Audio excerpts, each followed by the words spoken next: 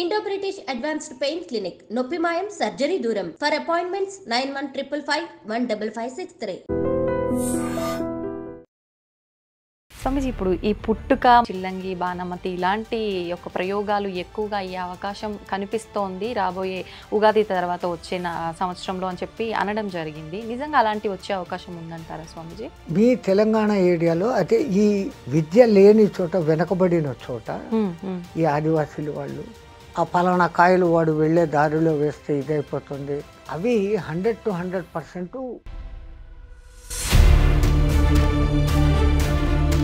ఒకవేళ నిజంగా అలా ఎవరైనా చేస్తున్నారు అని అన్నా కూడా, అంటే నా మీద ప్రయోగిస్తున్నారు అంటే నాకు పని చేయకుండా ఉండాలి అని అంటే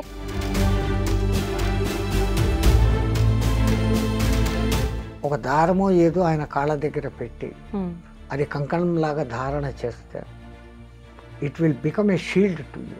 నిజంగా అంత పవర్ ఉంటుందా స్వామిజీ దానికి?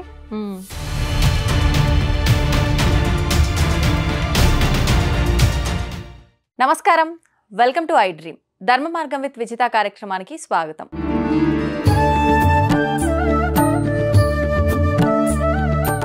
ప్రస్తుతం మనతో పాటు ఉన్నారు శ్రీ సంత్ సదానందగిరి 109 బాబా. ఇప్పుడు వారితో మాట్లాడి మరిన్ని విషయాలు తెలుసుకునే ప్రయత్నం చేద్దాం.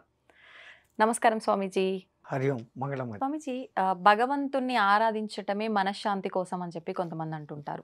కొంతమంది ఏమో కోరికలు తీరడం కోసమే ఆరాధిస్తుంటారు. కానీ భగవంతుని నమ్ముకుంటే ఖచ్చితంగా మీకు మనశ్శాంతి అనేది లభిస్తుంది. మీరు అనుకున్నవి కోరికల రూపంలో మీరు కోరుకోకపోయినా భగవంతుడు ఖచ్చితంగా నెరవేరుస్తాడు అని చెప్పి కొంతమంది చెప్తుంటారు. నిజంగా భగవంతుని నమ్మితే మనశ్శాంతి అనేది లభిస్తుందా? నమ్మితే నమ్మకపోవడం అనే ప్రశ్న లేదు. మొదలు పెట్టే ముందర ప్రార్థనతో మొదలు పెడతాం. యస్యాద్విరద వక్రాద్యాః పారిషద్యాః పరశ్చతతం విఘ్నం నిఘ్నంతి సతతం విశ్వశ్రేణం తమాశ్రే శరదిందు వికాసమందహాసం స్ఫురదింది వరలోచనాభిరామం అరవింద సమాన సుందరాస్యాం అరవిందాసన సుందరీం ఉపాస్మహే. నారాయణ సమారంభం వ్యాసశంకర మధ్యమాం అస్మదాచార్య పర్యంతరాం వందే గురు పరంపరాం. ఓంకార పంజర సుఖీం ఉపనిషదుద్యాన వనకేడికలకంఠీం ఆగమన విపిన మయూరీం ఆర్యాం అంతర్విభావయే గౌరీం. మా గురుదేవులైన మహంతి హిమాలయ గిరిజీ మహారాజు వారి పాదపద్మములను మనస్సులో స్మరించుకొని, ఎవరు నమ్మినా, ఎవరు నమ్మకపోయినా, ఎవరు కొలిచినా కొలవకపోయినా పరమాత్మ అనబడేది ఒకటి ఉంది. దానికి విశ్వశక్తి అని ఒకడు పేరు పెట్టవచ్చు, అమ్మవారు అని ఒకడు పేరు పెట్టచ్చు, నారాయణుడు అని, శివుడు అని, అల్లా అని, జీసస్ అని. మన ఉన్న నాలెడ్జ్తో ఆయనకు ఆ పేర్లు పెట్టి పిలుస్తున్నామే కానీ అది నిరాకారము, నిర్వికల్పము, నిశ్చలము ఒకటి ఉంది. అది సృష్టించినాక నీ కర్మను బట్టి, నువ్వు చేసేదాన్ని బట్టి నువ్వే ఫలితాలు పొందుతావు. నీకు నేను ఏమి ఇవ్వాలో నేను అది ఇస్తాను అని ఆయన ఇస్తూనే ఉంటాడు. అడిగితే దొరికేది కొంచెం, అడగకుండా అంటే వాళ్ళు ఏమి ఇవ్వాలనో అది ఇస్తారు. దేవుణ్ణి నాకు లాభం జరగాలి, నాకు శుభం జరగాలి అన్న టార్గెట్తో కాదు, నేను నీవైపోవాలి, నీవు నాలో నెలకొనాలి, ఉన్నావు నాలో అన్న పవిత్ర విశ్వాసత ఉన్నప్పుడు ఆ బహుదానుగ్రహం మన మీద ఇంకొంచెం ఎక్కువ ప్రసరిస్తుంది. మరి మనశ్శాంతి విషయానికి వస్తే స్వామీజీ, మనశ్శాంతి అంటే ఈ మానవుడే తనకు అనవసరమైనటి కోరుకొని తీరకపోతే ఆ మనశ్శాంతికి కష్టానికి లోనైతున్నాడు. అప్పుడు నాకు శాంతి కావాలా అంటున్నాడు. శాంతంగానే ఉన్నాడు వీడు, కోరి అశాంతిని తెచ్చుకొని నాకు అశాంతిగా ఉంది, ఈ అశాంతి పోవాలా అనుకుంటున్నాడు. ప్రకృతిలో మమైకమై సాధారణంగా జీవిస్తూ ఉన్నప్పుడు వానికి ఏమీ లేదు. ఫస్ట్ జనరల్ నెససరీస్ రోటీ, కపడా ఆర్ మకాన్, ఈ మూడు దొరికితే చాలరా భగవంతుడా అనుకుంటాడు. కాస్త అవి దొరికినాక కంఫర్ట్స్ కావాలా అంటాడు. ఫ్యాను, డబుల్ బెడ్రూము, దానికోసం ఇంకా కష్టపడతాడు. 10 ఏళ్ళు 20 ఏళ్ళు కూడబెడతాడు, తెచ్చుకుంటాడు. ఇంకా అప్పుడు ఇంకా ఇంకా కోరికలు వస్తాయి. ఆ కోరికలు తీరితే సంతోషిస్తాడు, తీరకపోతే మనశ్శాంతి కరువైంది అంటాడు.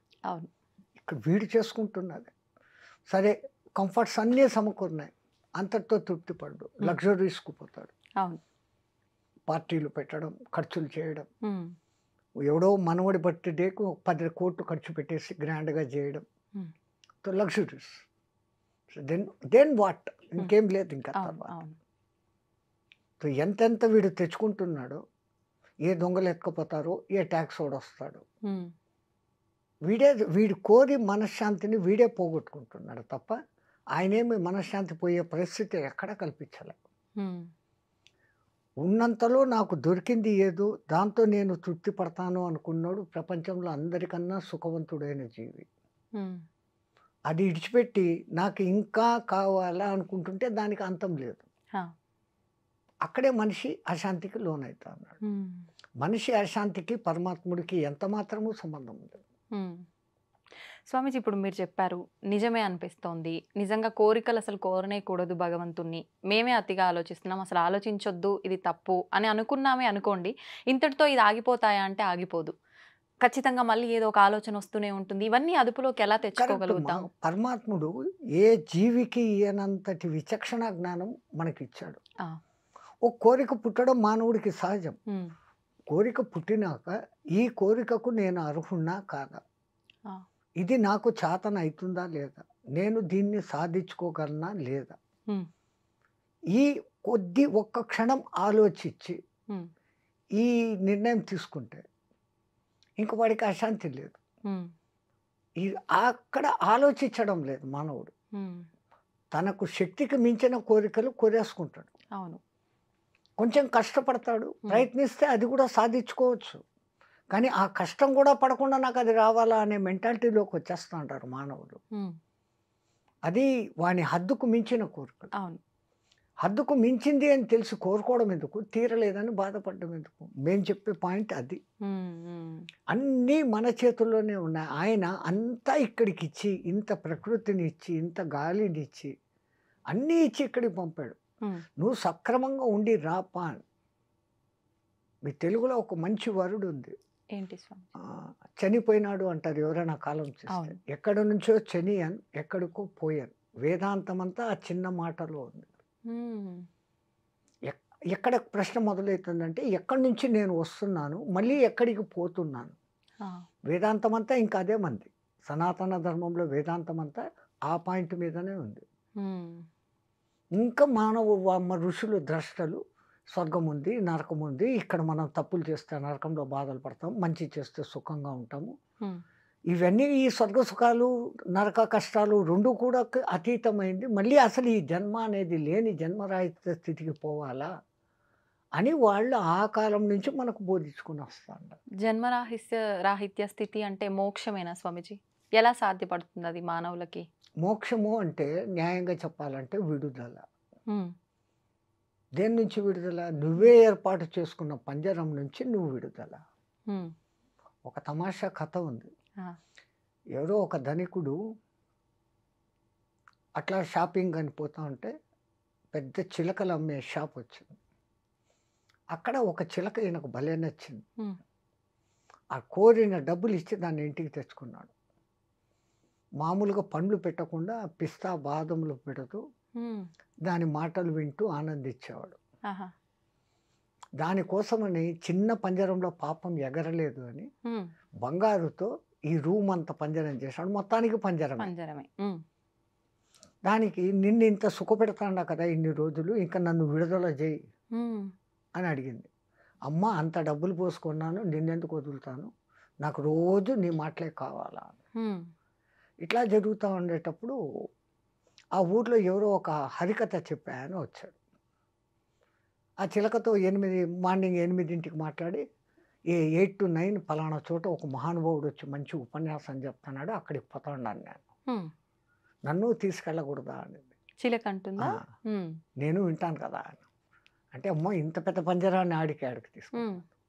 లేదు నీ భుజం మీద కూర్చొని వస్తానని. అమ్మ ఆశ కూర్చొని ఎగిరిపోతామనే నేను రాని. ఆ. సరే ఇటు రానిడని. సరే ఆయన ఏం చెప్పాడు అది నాకు వచ్చి చెప్పు. హ్మ్. భాగవత కథలు వింటేనే పుణ్యం. ఆయన ఏం చెప్పాడో నాకు వచ్చి సాయంత్రం నీ ఆఫీస్ పని అయినాక నాకు వచ్చి చెప్పాలి ఆ. కండిషన్. ఓకే. 10 days ఆయన ప్రవచనాలు హ్మ్. ఈయన రోజు సాయంత్రం చెప్తాను. ఈ చిలకకు అర్థమైంది ఉమ్, ఆయన పరమ జ్ఞాని. హా, ఇంకా 11వ రోజు ఆయన ఉపన్యాసాలు పూర్తి అయిపోతాడే, రేపు వెళ్ళిపోతాడు ఆయన. ఆహా, వెళ్ళిపోతాడు అన్నప్పుడు ఇంకా చిలక నీకు రోజు చెప్పేశాను ఆయన చెప్పిందంతా, ఉమ్, రేపు ఆయన జై శ్రీరామ్ అని వెళ్ళిపోతా అన్నాడు. ఉమ్, సరే ఈ పొద్దు నువ్వు సత్సంగంలోకి పోయినప్పుడు ఉమ్, నేను ఒక మాట అడిగానని, నేను అడిగిన మాట ఆయనకు చెప్పు అని. ఆ, ఏం అడుగుతావు నువ్వు? నాకు మోక్షం ఎప్పుడు అని. ఈయన అనుకున్నాడు మోక్షం అంటే ఇది సత్యనాకు మోక్షానికి పోవాలా అని. ఆహా నీకు ఎంత మంచి జ్ఞానం ఉంది, ఆయన తప్పనిసరిగా అడుగుతాను. ఆ, ఆయన కథ అంతా చెప్పి ఇంకా బ్యాగ్ గీగ్ సర్దుకుంటా అంటే ఈయన పెద్ద కోటీశ్వరుడు కదా, ఆ రూమ్లోకి ట్యాప్ కొట్టి నేను పలానా కూడా వచ్చాను అని చెప్తే ఆయన లోపలికి రాపా ఏం సంగతి. ఉమ్, మా చిలక మిమ్మల్ని ఒకటి అడగమనింది. ఉమ్, చిలక అడగమనిందా? ఎప్పుడు ఏమి ఉమ్, అసలు మీ ఇంట్లో ఎట్లా ఉందా? ఉమ్, నాకు ఇట్లా నచ్చింది కొన్ని తెచ్చుకున్నాను, దాన్ని ఎక్కడ పెట్టినావు? "ఓ, బంగారు పంజరం చేసినాను, దానికి ఫ్రీగా తిరిగేదానికి రూమ్ అంతా పంజరం చేసి పెట్టినాను." ఉమ్, ఆహా ఏం చెప్పి ఏం అడిగిందండి?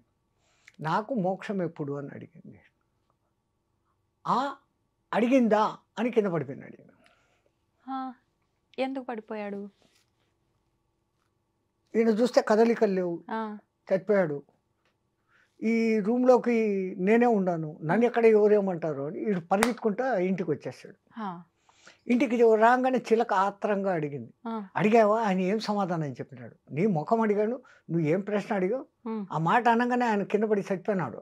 ఉమ్, ఆయన చచ్చిపోయినాడా అని అది కింద పడిపోయాడు. ఉమ్, ఇదేమి కర్మరా, ఇది ఎక్కడ మోక్షము? ఆ, ఇది ఈ అడగడం ఏంది, వాడు చావడం వాడు ఏంది, వాడు చచ్చినాడంటే ఇది చావడం ఏంది? ఇంత అద్భుతమైన చిలక అని పంజరం తీసుకొని లోపలికి పోయి దాన్ని బయటికి తీసుకొని వచ్చి నీళ్లు చల్లినాడు. ఉమ్, నీళ్లు చల్లగానే పట్టని లేసి ఎగిరిపోయింది. ఆ గురువు గారు ఈ చిలక భావం అర్థం చేసుకున్నాడు. ఆ, నన్ను పంజరంలో పెట్టినాడు, ఈ పంజరం నుంచి నాకు మోక్షం ఎప్పుడు, విడుదల ఎప్పుడు అని అడిగింది అది. ఓకే, వస్తే చిలక సచ్చినట్లు నటించు, వాడు బయటికి తీస్తాడు, నువ్వు ఎగిరిపో అనే సింబాలిజాన్ని ఆ, ఆయన అక్కడ పడిపోయినట్లు నటించాడు. బాబా మహాజ్ఞానులు ఆ స్థాయిలో ఉంటారు. ఆ చిలక చెప్పిన దానికి ఆయనకు వెంటనే అర్థమైపోయి అర్థమైపోయింది. దాన్ని ఇంకా ఇడిచిపెట్టు అంటే ఈడు ఇడిచిపెట్టాడు. ఉమ్, ఇంకా టెక్నిక్గా చెప్పాలంటే ఇదర్ సే ఘాత్ గుమానా హై, మక్కర్ నికాల్నా హై తో ఊంగ్లీ టేఢీ కర్నా హై అంటారు. ఉమ్, ఆయన దానికి అర్థమయ్యేటట్టు ఇంక ఈయన ఎట్లా పోయి చెప్తాడు ఆయన అవును. పడిపోయి చచ్చిపోయాడు అని. అంటే నువ్వు అట్లా చచ్చినట్లు పడితే నువ్వు బయటికి పోతావు అని. అవును. కొంతమందికి విడుదల అంటే అటువంటి విడుదల. ఉమ్, కానీ ఋషులు మునులు మన సనాతన ధర్మం నమ్మేది ఆ, ఎప్పటికైనా కానీ ఈ పునరపి జననం పునరపి చక్రంలో వద్దు. ఉమ్, ఆ సంచితపు మూటను మోయలేకపోతాండాం, ఆగామిని నిలబెట్టలేకపోతాండాం, ఉమ్, ఈ ప్రారంధాన్ని అనుభవిస్తూనే ఉన్నాము. ఈ ప్రారంధమును సక్రమంగా అనుభవిస్తూ ఆగామిని నిలబెట్టవచ్చు తప్పులు చేయకుండా. ఓకే, నువ్వు మంచిగా ఉండి దాన ధర్మాలు యజ్ఞయాగాదులు పుణ్యకార్యాలు చేస్తుంటే సంచితం ఆటోమేటిక్గా తగ్గుతుంది. ఉమ్, ఈ జన్మకు కాకుంటే మళ్ళీ ఛాన్స్ ఇస్తాడు, ఇంకో జన్మ. ఆ సంచితపు మూట పూర్తిగా తగ్గిపోయింది అంటే ఆగామి లేదు, సంచితం లేదు. జై శ్రీరామ్. పునర్జన్మ ఉంటుందా స్వామీజీ? 100%. మళ్ళీ మానవ జన్మే ఉంటుంది అనొచ్చా? అది మానవుడిగా ఉండొచ్చు, ఇంకోటిగా ఉండొచ్చు. కోట్లలో ఒకళ్ళకి ఉమ్, పూర్వజన్మ స్మృతి అనేది వస్తుంది. ఉమ్, ఒకవేళ పరమాత్ముడు మనకు పూర్వజన్మలు రాబోయే జన్మలు ఒక్కొక్క 2 జన్మలు చూపించాడంటే చాలు, ఉమ్, మనం ఈ వర్తమాన జన్మను బతకలేము. ఉమ్, ఎందుకంటే అయ్యో నేను ఇట్లుంటున్నా ఆ జన్మల్లో అని ఉమ్, దాని గురించి ఆలోచన చేస్తూ రాబోయే జన్మలు ఇట్లుంటాయా అనుకుంటూ ఈ ఉన్న వర్తమానాన్ని పాడు చేసుకుంటాం. ఉమ్, అందుకని పరమాత్ముడు ఆ మరుపు అనేది ఇచ్చాడు. ఓకే. ఎక్కడో ఒక చోట ఈ పునర్జన్మలు లేవు, మీదంతా ఏం సంస్కృతి అనే ఆ ఇంగ్లీష్ వాళ్ళకే ఎన్నో రుజువులు దొరికాయి.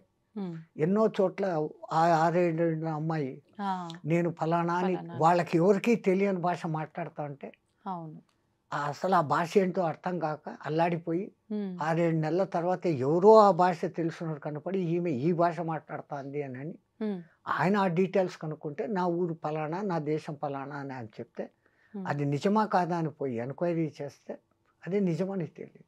ఉమ్, వాళ్ళనందరినీ గుర్తుపెట్టింది, ఓకే. గుర్తుపట్టాడు పిల్లవాడు. ఆ, ఆ, ఇంకో పిల్లవాడి కేసు తనను చంపిన వాడిని పోలీసు వాళ్ళ దగ్గరకు వచ్చి ఈడే నన్ను చంపింది అని చూపించాడు. నువ్వు బతికే ఉండవు కదరా, నువ్వు పిల్లోడివి, వాడిని చంపావంటే పూర్వజన్మలో నేను పలానా ఊర్లో ఉన్నప్పుడు ఈ ఊరు చంపాడు, ఈ ఊరికి పొద్దు వచ్చాడు, నేను ఇక్కడ పుట్టి ఉన్నాను. It is recorded. వాడు చెప్పిన ప్రతి ఒక్క డీటెయిల్ కరెక్ట్. ఆ ఊరికి తీసుకెళ్లారు, ఆ ఊర్లో ఎవడ హత్యకు గురి కాబడ్డాడు, చంపినోడు ఎవడు, వాడి గుర్తులు అన్నీ ఉండే, అదే ముఖము అదే గుర్తులతో వీడు ఉన్నాడు. అయితే ఓన్లీ పూర్వజన్మ వాసనలకు సంబంధించి స్మృతులు గుర్తుండడం వరకేనా? లేదు అని అంటే చాలా మంది అవి అట్లా ఉండబట్టి ఎంతో మంది మామూలుగా ఉన్న వ్యక్తి సడన్ గా ఆల్ ఆఫ్ ఏ సడన్ మహానుభావుడుగా మారిపోతారు. అవును అవును రమణ మహర్షి 12 ఏళ్ల వరకు మామూలు విద్యార్థిగానే ఉన్నాడు. అక్కడ అందరూ తిరువన్నామలై అని అంటారే తప్ప అరుణాచలం అని ఎవడు పిలవడు. ఆ పర్టికులర్ డే ఈయనలో ఆ లైట్ వెలిగేదానికి ఎవరో ఒక ఆయన సంచి పట్టుకొని వస్తా అంటే, నువ్వు ఎక్కడి నుంచి వస్తాండవు మామ అని ఈయన అడిగాడు. నాన్ అరుణాచలం పోయిட்டு వందడా అన్నాడు. తిరువన్నామలై అనలే, అరుణాచలం అన్న ఒక్క శబ్దం ఆ మహానుభావుడికి వినపడంగానే నా డెస్టినేషన్ అది కదా, నేను ఎందుకు ఇక్కడ ఉన్నానని వీడు పోతున్నాడు వెతకద్దండి. ఆ పొద్దే పేరు మొత్తం వదిలిపెట్టేస్తాడు. 12 ఏళ్ల వయసులో అట్లా రాయగలరా? లేదు. సో ఆయనకు ఆ పూర్వజన్మ ఆ స్మృతి 90% సాధన చేసి పరిపక్వమైనాడు. ఆ బ్యాలెన్స్ 10% మిగిలింది ఈ జన్మ ఇచ్చాడు. దాన్ని ఆయన సార్థకం చేసుకొని భగవాన్ రమణ మహర్షి అయిపోయినాడు. స్వామిజీ, ఇప్పుడు మనం అందరం కూడా దైవం విషయంలో ఆయనతో కృతజ్ఞతా భావంతో ఉండాలా. మనకి ఇంతటి జన్మ ఇచ్చి మనం ఇలాంటి పాపం చేసినా పుణ్యం చేసినా ఏం చేసినా దాన్ని తరిగించుకొని, అంటే మనం దాన్ని తగ్గించుకొని మోక్షం పొందడం కోసం ఒక మంచి అవకాశం ఇచ్చాడు అని చెప్పి కృతజ్ఞత తెలుపుకునేటట్టుగా ఉండాలా? లేదు అంటే మనం చేసే తప్పులకు ఆయన విషయంలో భయపడుతూ ఉండాలా? ఎంతసేపు ఎలా ఉండాలి? ఓ తండ్రి దగ్గర బిడ్డలు ఏమన్నా తల్లి దగ్గర బిడ్డలు భయపడతారా? లేదు. సేమ్ ఆయనది అన్కండిషనల్ తల్లి ప్రేమ ఎట్లనో దానికి మించిన ప్రేమ. ఆయన అని అంటున్నాం, అది అనాల న్యాయంగా అయితే. నా స్త్రీ నా పురుష నన్న పుంసక సమ్ సూపర్ పవర్, దాన్ని మనం పరబ్రహ్మ అన్నాం మన సనాతన ధర్మం. అది ఒకటి ఉంది. ఆయన ఆ ఇచ్చిన విచక్షణతో నువ్వు మంచిగానే ఉండిపోతావు అంటే నీకు ఈ సమస్యలే రావు. రెండవది, ఆయన దగ్గరికి పోయి మనం కోరికలను అడగడం అనేది వేస్ట్. ఎందుకంటే నేను ఇంతకు ముందే చెప్పిన, ఓ కబ్ దేగా తబ్ దేగా కిత్నా దేగా ఉత్నా దేగా కహా దేగా వహా దేగా కైసా దేగా వైసా దేగా.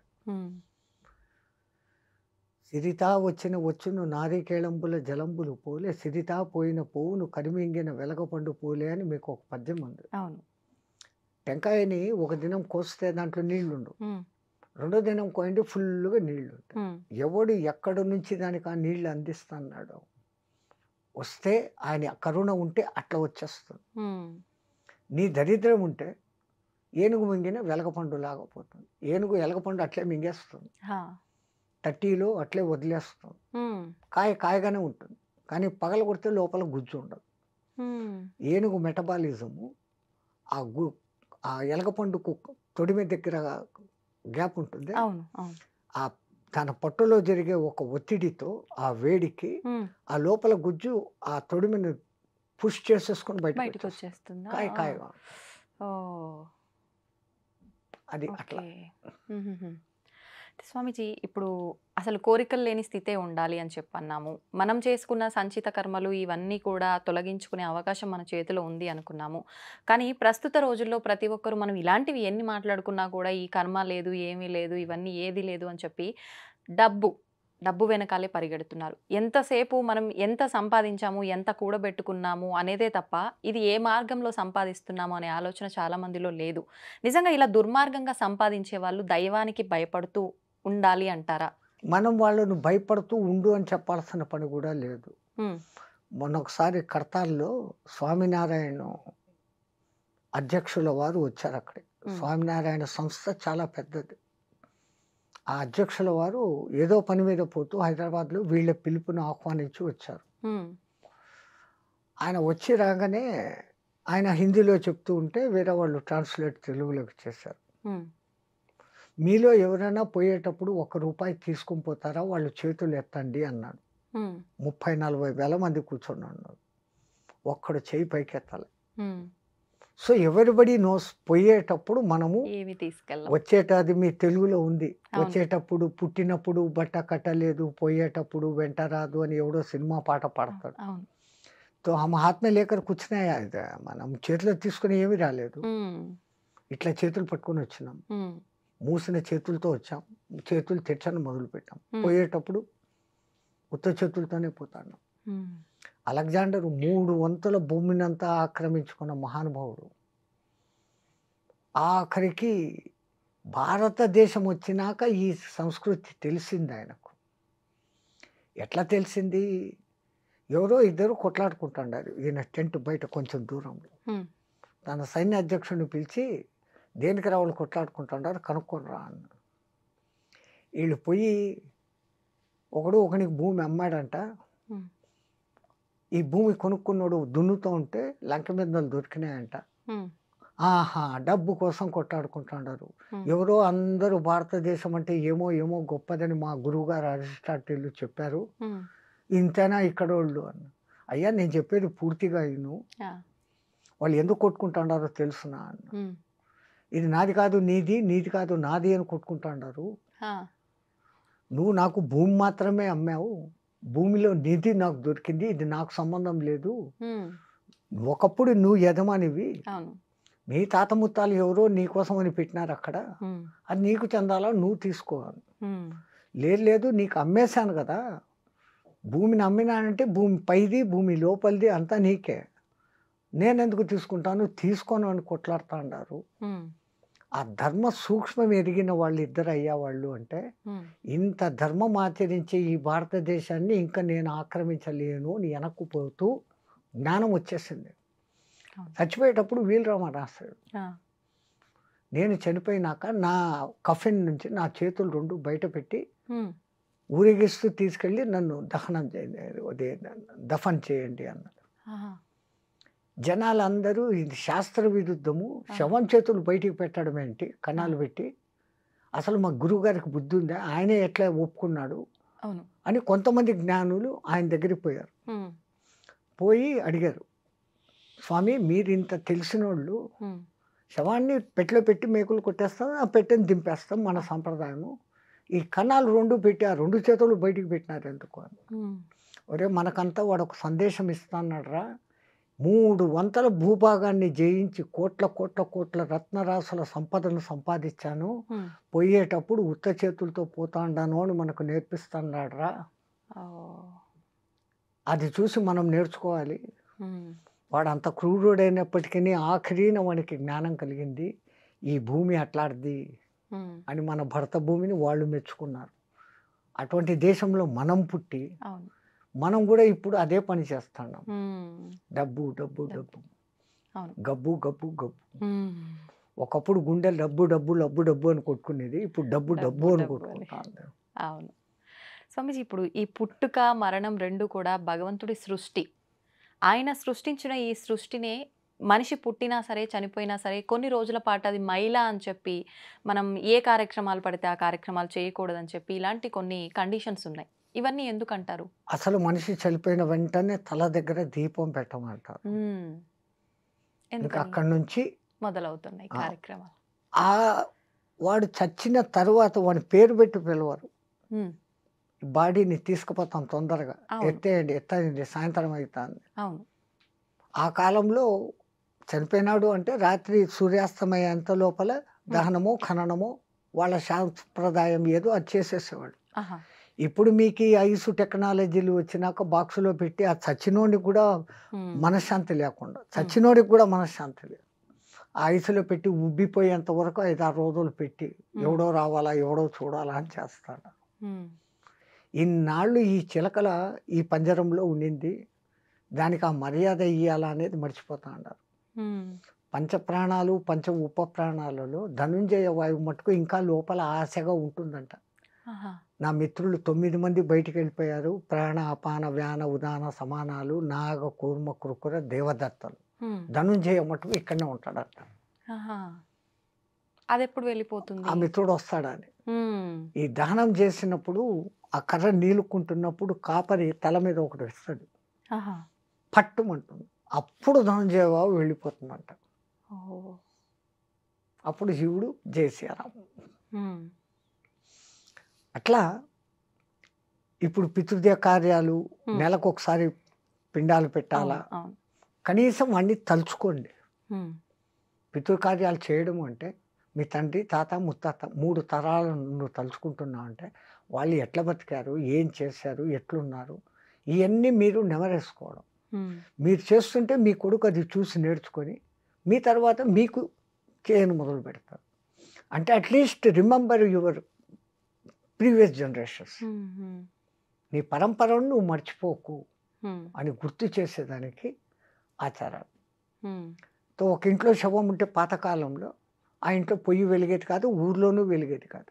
ఊర్లో గూడా. ఆ పాతకాలంలో ఆహాహా! వానికి కండోలెన్స్ చెప్పేవాడు. ఆ! ఇప్పుడు అపార్ట్మెంట్ సంస్కృతి, ఈ ఇంట్లో ఒకడు చచ్చిపోతే పక్కింట్లో వాడు పెళ్లికి మ్యూజికులు పెట్టుకొని అవును. అవును. లైట్లు పెట్టుకొని చేసుకుంటాడు. హ్మ్. నీ ఫేట్ అది, నా ఫేట్ ఇది, what I have to do అన్న పరిస్థితి అంటున్నారు. ఇక్కడ. అవును. అవును. అప్పుడు ఆ పల్లెల్లో ఆ ప్రేమ ఆప్యాయతలు అంత హ్మ్. అందంగా ఉంటాయి. హ్మ్. ఆ రోజు సాయంత్రం అప్పటికి సాయంత్రానికి ఎత్తేసినాక ఎవరో ఇళ్లలో పొయ్యిలు ముట్టించుకొని వీళ్ళకు తెచ్చి పెట్టేవాళ్ళు, వీళ్ళు వండుకునేవాళ్ళు కాదు. హ్మ్. ఆ 9 రోజులు ఆయన జ్ఞాపకాలతో హ్మ్. ఆయన వస్తువులను మళ్ళీ ఇంకోడు వాడకుండా వాళ్ళ ఇంట్లో వాళ్ళు ఎవరికైనా దానం ఇచ్చి ఆయన పేరు మీద దాంతోపాటు ఇంత డబ్బు దక్షిణ ఇచ్చి ఇంకోటికి మంచి చేసినట్టు ఇదంతా ఈ పుణ్యం వానికి చెందుగాక, ఈ పుణ్యం వానికి చెందుగాక అన్నట్లు చేస్తారు. హ్మ్. బతికున్నప్పుడు వాడు పాపిస్తోడో మంచోడో చెడ్డోడో, అవును. కానీ చనిపోయిన తర్వాత వాడు ఉత్తమ లోకాలు పోవాలనే ప్రతి ఒక్కడి కోరిక. వాళ్ళ సంతానానికి ఇంకా ఆ కోరిక ఎక్కువ. హ్మ్. వాళ్ళు ఏం చేస్తారు, ఈ కార్యక్రమాలు ఇట్లన్నీ చేస్తారు. దానికి కొన్ని నియమాలు అని పెట్టారు. హ్మ్. ఇప్పుడు ఆ ఇంట్లో అట్లా జరిగింది, మహిళ వాళ్ళను రావద్దు అని అంటే హ్మ్. ఇప్పుడు ఆడ పోయి మీ ఇంట్లో మంచి శుభకార్యం వాళ్ళని పోయి పిలిస్తే ఎట్లుంటుంది, వాళ్ళ మనిషి చనిపోయిన బాధలో బాధలో ఉన్నారు. అవును. అందుకని వాళ్ళు మహిళలో ఉన్నారు, వాళ్ళని అంటద్దండి, వాళ్ళతో మాట్లాడకండి. హ్మ్. కనీసం ఆ 9 రోజులు హ్మ్. అట్లా ఉండనిస్తే వాళ్ళకు వాళ్ళ జ్ఞాపకాల నుంచి కొంచెం బయటపడతారు, మళ్ళీ హ్మ్. మన లోకంలోకి వస్తారు.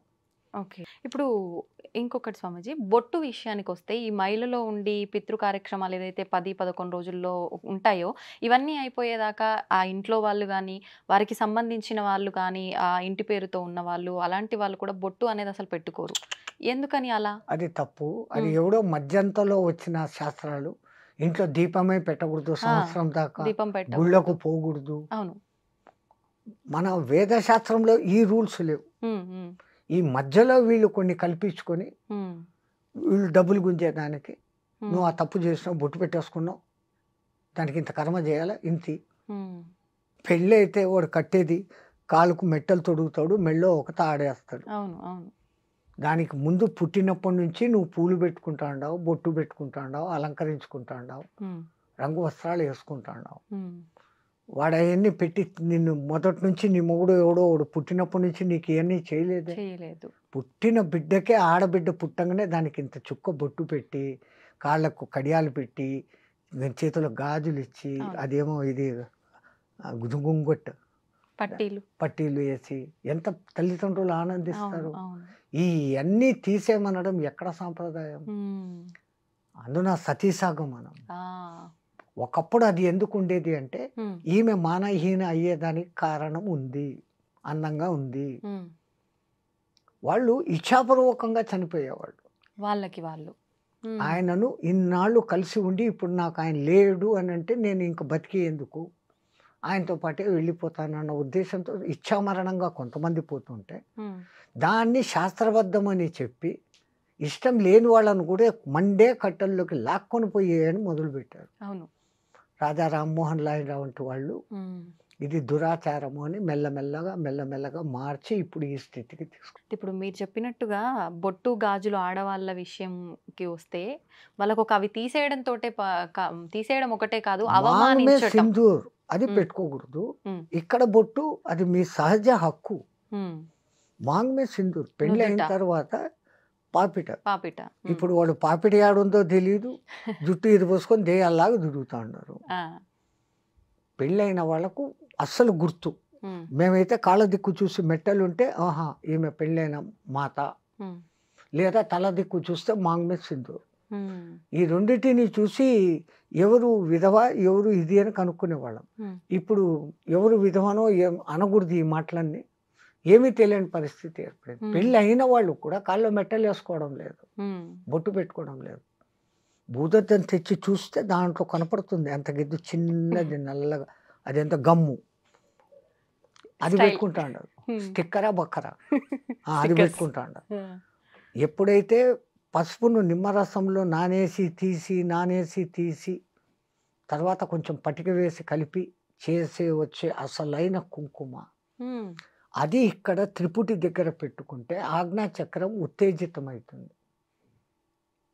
ఆడ మగ తేడా లేకుండా ఇక్కడ అంత బొట్టు పెట్టుకోవాలి.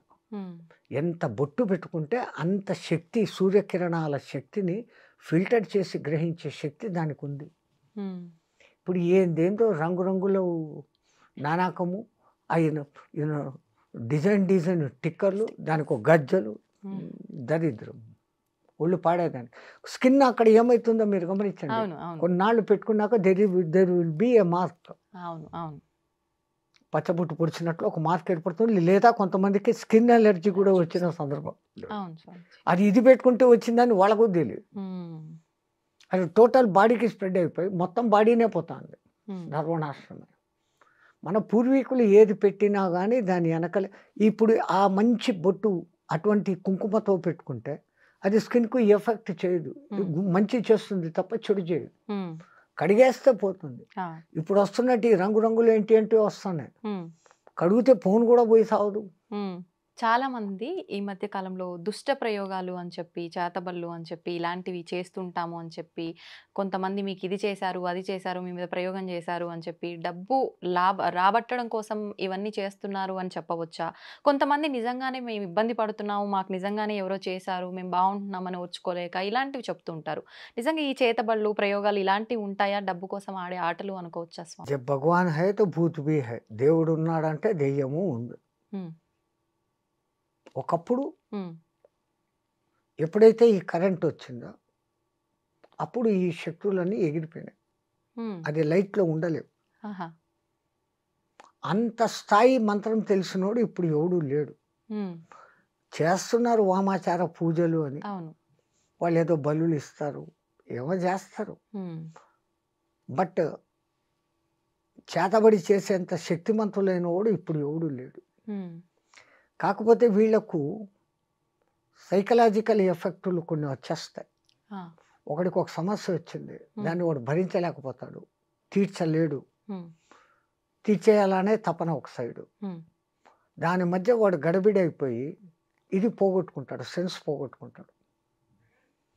వాడిని పట్టుకొని నీకు దెయ్యం పట్టింది, నేను ఎవడో ఏమో చేశాడు, ఉమ్, నేను దాన్ని తగ్గిస్తానని వీళ్ళు క్యాష్ చేసుకుంటాం. అవును, వాడికి తగ్గడం కాదు కదా, ఇంకా పెరుగుతుంది అప్పు, ఉమ్, అంతకుమించి అంతే ఏం జరగదు. అంతే. ఉమ్, అని తీసుకొని వచ్చి సైకలాజికల్గా కూర్చోపెట్టి what is your main problem అనేసి ఇప్పుడు వీళ్ళు కన్సల్టెన్సీలు వచ్చారు. అవును, వాళ్ళు కూర్చోపెట్టే సమస్యకు వాడి చేతనే ఆ అసలు సమస్య ఏందో బయటికి తెప్పించేస్తారు. ఉమ్, అది బయటకు వచ్చేసినాక ఇది కాదప్ప దీనికి ఇట్లా సొల్యూషను ఉమ్, అని చెప్తే he will be rectified, all right, సరిపోతుంది. ఉమ్, ఇల్యూషన్ అమ్మా, ఆ, సగం మంది ఇల్యూషన్లో ఉన్నారు. అవును, అవును, ఉమ్, వాడికి ఏదో కాలు నొప్పి వచ్చింది, ఇంకోటి ఎవడో కోపంగా చూశాడు, వాడు చూశాడు ఏమో నాకు చేశాడు, ఉమ్, ఈ భావన ఒక్కసారి వచ్చిందంటే అది పెరుగుతూ పోతుంది. ఆ, అది ఇల్యూషన్గా మారిపోయి ఉమ్, నాకు వాడు ఏమో చేశాడు, అంతే. చేతబడి రాతబడి ఏందోబడి ఉమ్, ఒకప్పుడు ఉన్నాయి ఎప్పుడు. ఉమ్, అప్పుడు ఈ విద్యుత్ వెలుగులు లేవు, అవి వచ్చినాక అవి ఉండేదానికి అవకాశం లేదు. ఉమ్. కొంతమంది ఈ మధ్య కాలంలో ఇప్పుడు వచ్చిన ప్రళయాలు ఇవన్నీ వచ్చిన తర్వాత 2025లో ఈ చేతబడులు ఇలాంటివి, చిల్లంగి బాణమతి ఇలాంటి యొక్క ప్రయోగాలు ఎక్కువగా అయ్యే అవకాశం కనిపిస్తోంది రాబోయే ఉగాది తర్వాత వచ్చే సంవత్సరంలో అని చెప్పి అనడం జరిగింది. నిజంగా అలాంటివి వచ్చే అవకాశం ఉందంటారా స్వామీజీ?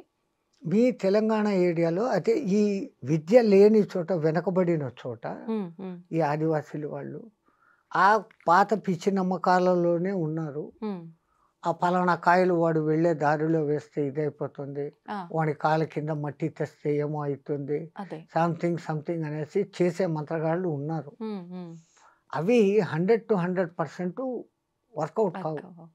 వాడి మైండ్ డిస్టర్బ్ చేస్తారు అంతవరకే, ఆ. ఒక లెవెల్కి. బట్ అవతల వాడు కొంచెం స్ట్రాంగ్గా ఉండి what is this, how it is happening for me అని ఒక్కసారి క్వశ్చన్ చేసుకుంటే వాడంతా వాడే దాంట్లో నుంచి బయటకు వచ్చేస్తాడు. యాక్చువల్ థింగ్ అంత పవర్ఫుల్ మంత్రాలు ఆ సాధనలు చేయగలిగిన వాళ్ళు లేరు. దానికంతా ఆ, ఇప్పుడు వరుణ జపాలు చేయాలంటే నీళ్ల కుండంలో కూర్చొని చేస్తారు ఇంతవరకు లోతు నీళ్ళల్లో. అది వరుణ జపానికే అంత కఠినమైనవి ఉంటాయి. ఈ దుష్టదానికి ఇంకా ఇంకా కఠినమైన పద్ధతులు ఉంటాయి. నెత్తి మీద అగ్నికుండ పెట్టుకోవడము, ఇంకా ఏదో పంచమకారాలు, మద్య మాంసం మత్స్య మైథున క్రియలు, అవన్నీ కూడా చెయ్యాల్సిన విధానం. అది శాస్త్రమే, తంత్రశాస్త్రము, మంత్రశాస్త్రం. మంత్రము మంచి మంత్రాలు ఉన్నాయి, దుష్ట మంత్రాలు ఉన్నాయి. కానీ ఆ దుష్ట మంత్రాల సాధన మంచి మంత్రాల సాధన కన్నా కొంచెం కఠినమైన పద్ధతులు, నియమాలు ఉంటాయి. ఆ నియమాలన్నీ పాటించి కాలంలో చేయగలిగినోడు ఎవడు లేడు. ఓకే. ఒకవేళ నిజంగా అలా ఎవరైనా చేస్తున్నారు అనన్నా కూడా, అంటే నా మీద ప్రయోగిస్తున్నారు అంటే నాకు పని చేయకుండా ఉండాలి అని అంటే, నేను దైవారాధనలో ఉంటే అవన్నీ పని చేయకుండా ఎక్సలెంట్. ఉంటాయా? అది ఆ గుడికి మీరు ఏ దేవుణ్ణి నమ్మారో ఆ గుడికి వెళ్ళి మీ నామగోత్రాలతో అర్చన చేపించుకొని ఒక దారమో ఏదో ఆయన కాళ్ళ దగ్గర పెట్టి అది కంకణం లాగా ధారణ చేస్తే it will become a shield to you. నిజంగా అంత పవర్ ఉంటుందా స్వామి దానికి? అక్కడ 90% మీకు విశ్వాసం పనిచేస్తాను. నేను వెళ్ళి అక్కడ పూజ చేసుకొని వెంకటరమణుని కాళ్ళ దగ్గర పెట్టింది, శివలింగం మీద పెట్టింది, సంథింగ్ అమ్మవారి కాళ్ళ దగ్గర పెట్టింది ఎవరో, అక్కడి నుంచి పెట్టి పూజారి ఇచ్చాడు, ఇది నేను వేసుకున్నా, అది నన్ను ఏం చేయదు. ఆటోమేటిక్గా మీలో కాన్ఫిడెన్స్ పెరిగిపోయింది కదా. అంతా మన ఏవా కారణం బంధమోక్షయో అని మన పెద్దోళ్ళు ముందే చెప్పారు. Everything depends on your way of thinking. నీ ఆలోచన సరళిని బట్టి. నాకేమో అయింది అంటే నువ్వు డౌన్ అయిపోతా వస్తావు. ఎవడో నాకేదో చేశాడు అని అనుకున్న ఒక్క ఫీలింగ్, నన్ను ఎవడు ఇప్పుడు ఏం చేయలేదు, నా చేతిలో అమ్మవారి కంకణం ఉంది, లేదు శివుడు ఇది ఉంది, సుబ్రహ్మణ్య స్వామి అభిషేకపు నీళ్లు తాగా, వాట్ ఎవర్ ఎన్నో ఉన్నాయి కదా. లేదు పళని ప్రసాదం తిన్నా, అద్భుతమైన పళని ప్రసాదం, రేకు డబ్బాలో ఇస్తాడు వాడు, ఎన్నాళ్ళైనా అది చెడదు.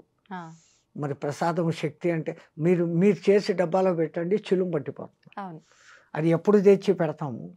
ఒకప్పుడు తిరుపతి లడ్డు నెలలు ఎంత మాత్రము పోకుండా డబ్బా మూత తీయంగానే నెయ్యి ఘమఘమలు కొట్టేది.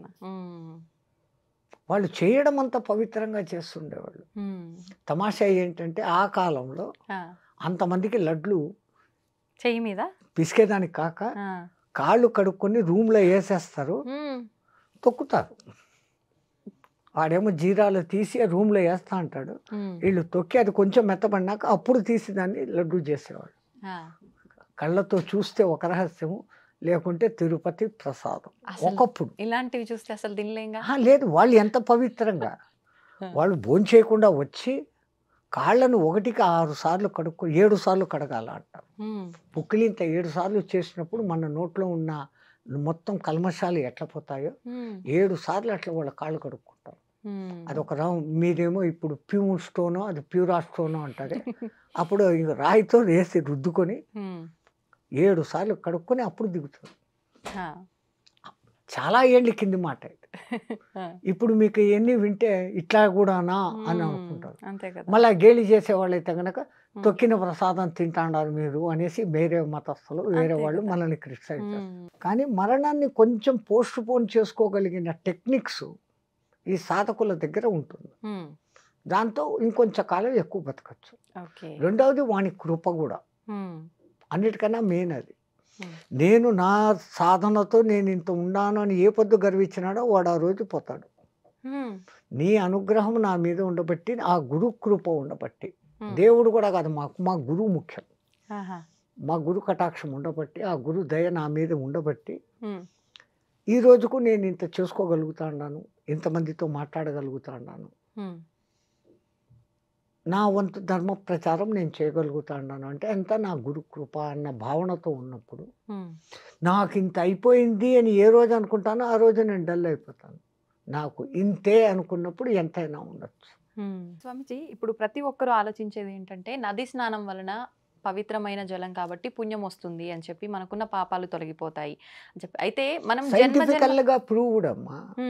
ఒక నది కొన్ని పర్వతాల నుంచి ప్రవహించి వస్తుంది, ఎంతో దూరం నుంచి వస్తుంది. గంగా నది కొన్ని వేల కిలోమీటర్లు, యమునా నది వేల కిలోమీటర్లు, గోదావరి వేల కిలోమీటర్లు. అవి ఏ రాళ్లను ఖనిజాలను రాసుకుంటూ వస్తుంది. ఏ చెట్లు ఆ నది పక్కన ఉంటాయి దాని వేర్ల సారాన్ని తీసుకొని వస్తుంది.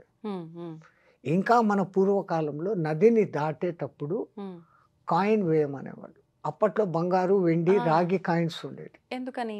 ఆ నీళ్ళలో వేసినప్పుడు ఇవి కణాలు కణాలుగా ఆ నీళ్ళలో కలుస్తాయి. ఆ నీళ్ళలో స్నానము, ఆ నీళ్లు స్వీకరించినప్పుడు ఆ ఖనిజాల శక్తి మనకు వస్తుంది. ఇప్పుడు నికెల్ కణాలు వేస్తాండ మనం, ఆ రూపాయి కాయిన్లు ఏంటివో వేస్తాం. అప్పట్లో రాగి నాణాలు, బంగారు, వెండి నాణాలు ఉండేవి. వాళ్ళు ఎంత దూరదృష్టి చూడండి. నది ఎవడు దాటి ఒక్కసారి పోతే నీ దగ్గర ఉన్న దాంట్లో ఒక కాయిన్ వేయి అనేవాళ్ళు. ఇప్పుడు వేస్తున్నారు, ఆ మాట పాటిస్తున్నారు. పాపం వాళ్ళకు వాళ్ళు వేస్తా ఉండేది కెమికల్ మెటాల్ వేస్తాడు. అవి ధాతువులుగా విడిపోతాయి కణాలుగా కొన్నాళ్ళకు ఆ ప్రవాహ వివేకానికి. ఆ కణాలు ఎవడికో నీళ్ళు తాగినప్పుడు 2 కణాలు వచ్చినాయి, బంగారు లోపలికి దిగింది. ఎంత గుడ్ అది అరహస్యం. అందుకే ఆ నదులకు ఆ శక్తులు వస్తాయి. రెండవది, ఆ నది దగ్గరనే మునులు ఋషులు తపస్సులు చేసేవాళ్ళు. వాళ్ళ తపస్సు వైబ్రేషన్స్, వాళ్ళ ఆ శక్తి ఆ నీళ్ళకు కూడా చేరుతుంది. మీరు 2 గ్లాసుల్లో నీళ్లు పెట్టి ఒక గ్లాసును రోజు గంటసేపు తిట్టండి, ఒక గ్లాసును ప్రేమగా చూడండి. 2-3 డేస్ ఇచ్చేసినాక ఈ నీళ్లు టేస్ట్ చేయండి, ఆ నీళ్లు టేస్ట్ చేయండి. It response. సైంటిఫికల్లీ ప్రూవ్డ్, వైజ్ఞానికంగా రుజువైంది. ప్రయోగాలు చేశారు వీళ్ళు. ఏది మనోళ్ళు ముందు చెప్పారో వీడికి నేను చెప్పానే రుజువులు కావాలా అంటున్నాడే. నువ్వు ఎతికితే నీకు దొరుకుతాయి. నీకు ఎతికి చూసే ఎక్విప్మెంట్ నీ దగ్గర లేదు. ఇప్పుడిప్పుడు కనిపెడుతున్నావు, ఇంకా ముందు కనిపెడతాం. చంద్రుడు మన మీద ప్రభావం చూపిస్తాడా? శనిగ్రహము ఇన్ని కోట్ల కిలోమీటర్ల దూరంలో ఉంది, వాడు మన మీద ఏంది ప్రభావం చూపిస్తాడు? మీ జ్యోతకాలు ఏంది, జోస్యాలు ఏంది అని వీళ్ళు అంటారు. చంద్రుని మూలంగానే సముద్రంలో ఆటుపోట్లు జరుగుతున్నాయని ప్రూవ్డ్. అమావాస్య పౌర్ణమి రోజులలో దొంగతనాలు, కూనీలు, దోపిడీలు ఎక్కువ జరుగుతున్నాయి. అదేవిధంగా ఆధ్యాత్మికంగా సాధన చేసే వాళ్లకు శక్తి పెరుగుతుంది. సో నువ్వు ఆ రూట్లో పోతే దాన్ని హెచ్చు చేస్తుంది, ఈ రూట్లో పోతే దాన్ని హెచ్చు చేస్తుంది. దాని తప్పు లేదు. ఆ మట్టుకు ఆ పవర్ని ఇస్తుంది అది. When you are going in a bad way it is increasing. If you are going in a good way it is increasing. నీ వాడుకునే విధానం మీద. కత్తి తయారు చేసేవాడిది ఏ దోషము లేదు. ఆ కత్తిని ఒక డాక్టర్ వాడినాడు, ఒకని ప్రాణం కాపాడినాడు. అదే కత్తిని ఒక దొంగ వాడినాడు, ఒకని ప్రాణం తీశాడు. కత్తిది దోషం లేదు, కత్తిని తయారు చేసిన వాడిది దోషం లేదు, వాడిన వాడి. ఇప్పుడు స్వామీజీ, ఇన్ని కోట్ల మంది వస్తున్నాయి కుంభమేళాకి, వెళ్ళి స్నానం ఆచరించడము, అక్కడ వచ్చిన సాధువుల ఆశీర్వాదాలు తీసుకోవడం అంటే అందరికీ సాధ్యపడదు. వెళ్ళిన వాళ్ళు ఎవరైనా జలం తీసుకొస్తే ఆ జలాన్ని మనం నెత్తిలో చల్లుకోవడం కానీ అలాంటివి చేస్తే కూడా అదే పుణ్యం వస్తుందా? ఎందుకు గంగా జలం తెస్తే ఎన్నాటికి చెడదు అనేది ఇప్పటికీ సైంటిస్టులు చెప్తానే. వేరే నీళ్లు 10 రోజులకు పాడైతాయి, గంగ నీళ్లు ఎప్పటికీ పాడవు. దాంట్లో ఆ ఔషధి శక్తులు ఉన్నాయి. అందుకే గంగమ్మ అమ్మ మాతృదేవ భావనతో మనం చూస్తాం.